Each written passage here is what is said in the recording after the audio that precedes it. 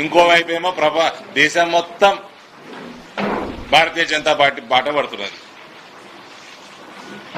ఢిల్లీలో 27 సంవత్సరాల తర్వాత హిస్టారికల్ తీర్పు ఢిల్లీ ప్రజలు ఇచ్చింది.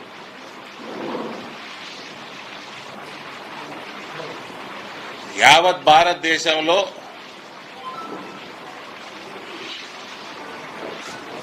హిందూ రాష్ట్ర స్థాపన మొదలైపోయింది.